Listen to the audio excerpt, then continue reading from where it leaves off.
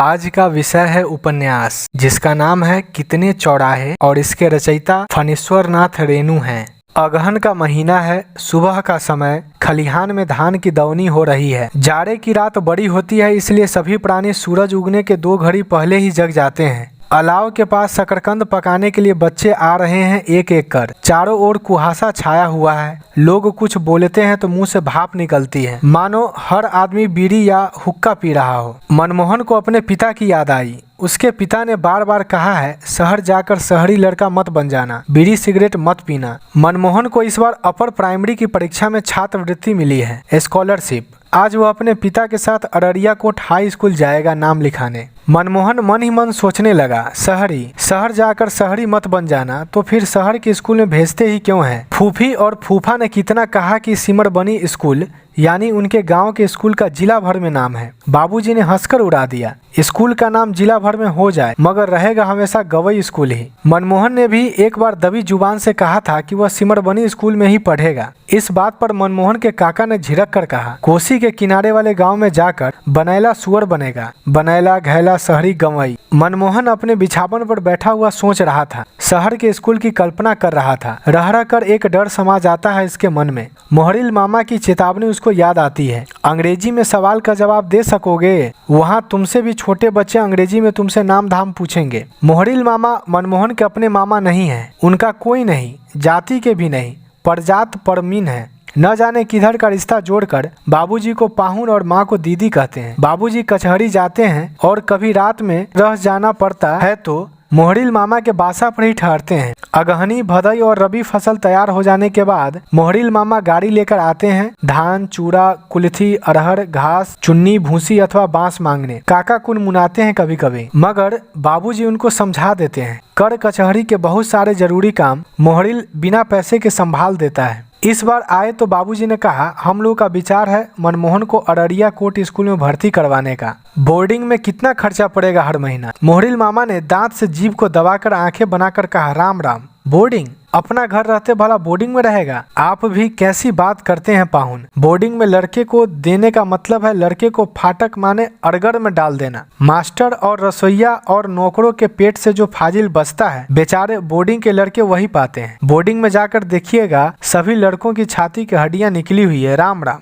माँ अंदर से सिहर कर बोली, नहीं नहीं, जब अपना घर है वहाँ तो फिर बोटिन फोटिन में काहे। भैया जी ठीक ही कहते हैं। मनमोहन अपनी माँ को मौसी कहता है। बचपन में ननिहाल में वह पला है। मझली मौसी के बच्चे उसकी माँ को मौसी कहते थे। मनमोहन ने तभी से मौसी कहना शुरू किया था। मनमोहन को हंसी आती है। मौसी ऐसे ही बोली बोलती है। बोर्डिंग को बोटिन, विराटनगर को बिलासनगर, रामनगर को लामनगर। मनमोहन बिछावन पर बैठकर ओसारे पर धूप आने की प्रतीक्षा कर रहा था। उसके काका ने अलाव के पास से पुकार कर कहा, क्या मुनि जी, शहर जाकर भी इसी तरह चादर ओढ़कर बैठे रहोगे? नया कोट जूता पहनकर जरा बाहर निकलो, जुंटुल मन स्टूडेंट बनकर। मनमोहन मन ही मन हंसता है। काका भी खूब है, जेंटलमैन को जंटुलमन और स्टूडेंट को स्टूडेंट न जाने कहां से सीख आए हैं। एक अंग्रेजी फकरा, सनी मनी बनी टू डनी पीटी वेरी डूबी कनी सुगर हु किकरटा है, किकर टू। इसका अर्थ भी वे अन्वय सही समझाते हैं। सनी याने पाठ सन, मनी माने रुपया, बनी ऊंची दर, डनी माने दंड बैठक, पीटी माने छाती, बेरी डू माने बहुत ताकत, अर्थात पटसन का भाव तेज हो तो हर आदमी की छाती में पहलवान की ताकत आ जाती है। और बनी याने उसको फिर कौन सुगर माने खराब गाली दे सकता है। सारांश समझाते हुए अंत में कहेंगे, मोटा बात टका धर्मो टका कर्मो। लेकिन आज उसके काका ने ऐसा कोई फिक्रा नहीं कहा। बाबूजी दिशा मैदान से लौटकर दतवन करने लगे तो मनमोहन बाहर आया। कुछ क्षण के लिए धूप में उसका मन उदास हो गया। खलिहान में धान के बोझों पर धूप, अलाव के पास शकरकंद पकाते हुए बच्चे, फूले फुलाए सरसों के पीले खेत पर ओस की सफेद चादर बिछी हुई है। क्या शहर में भी ऐसा ही होगा सब कुछ? सिमरबनी में तो सब कुछ ऐसा ही है। मनमोहन के बाबूजी ने कहा, अपनी किताब, कॉपी, कलम, पेंसिल, उर्दुल खुर्दुल अगरम बगरम चीजें छोटी पेटी में बंद कर लो। मनमोहन ने अपनी हंसी को मन में दबा लिया। बाबूजी छोटी छोटी चीजों को उर्दुल खुर्दुल अगरम बगरम कहते हैं। मनमोहन भी कहता था, लेकिन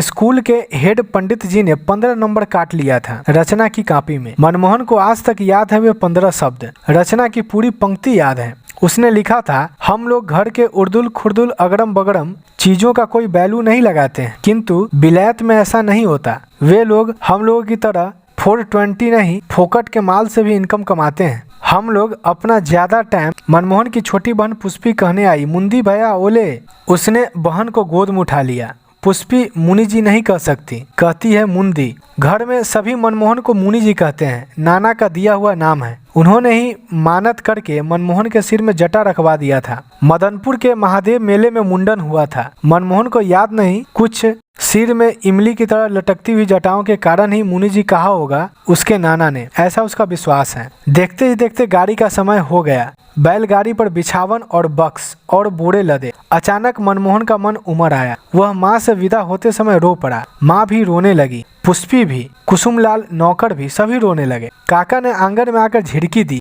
देखो यहाँ की लीला। अरे सबके सब इस तरह रोता है क्यों? और मुनि जी तू भी स्कॉलरशिप होल्डर होकर भी ऐसी गोबर गणेशी करता है रे। जब गाड़ी चली तो मनमोहन ने देखा काका की आंखें भी छलछला आई है। काका ने कहा, अगले एतवार को मैं ऊख और गुड़ लेकर आऊंगा, मन लगाकर पढ़ना मुनि जी। स्टेशन पहुंचते पहुंचते मनमोहन का जी कड़ा हो गया था। स्टेशन मास्टर को तार खटखटाते देखकर उसको अचरज नहीं हुआ। इसी बार परीक्षा में पूछा गया था, टेलीग्राफ का आविष्कार किसने किया था? टेलीग्राफ ही क्यों, इंजन और हवाई जहाज के आविष्कर्ताओं के नाम भी बता सकता है वह। गाड़ी आई। मनमोहन के बाबूजी ने कहा, नया जूता है, संभल कर पैर रखना पावदान पर, फिसल मत जाना। बाबूजी ने खुद चढ़ते हुए हाथ पकड़कर उसे भी रेल के डिब्बे में चढ़ाना चाहा, किंतु मनमोहन खुद हैंडल पकड़कर पावदान पर चढ़ गया। गार्ड की सीटी सुनकर मनमोहन ने प्लेटफॉर्म की ओर झांक कर देखा। सफेद टोप और सफेद कोट पतलून और सफेद जूता पहने गार्ड साहब, हाथ में हरी झंडी हिलती हुई। गाड़ी सीटी देकर खुली, फिर छक छक करती हुई भागी। मोहन ने दाहिनी ओर खिड़की से देखा, खेत मैदान पेड़ पौधे गांव घर सब भाग रहे हैं पीछे की ओर। वह वहां रहा अपने गांव का तार का पेड़।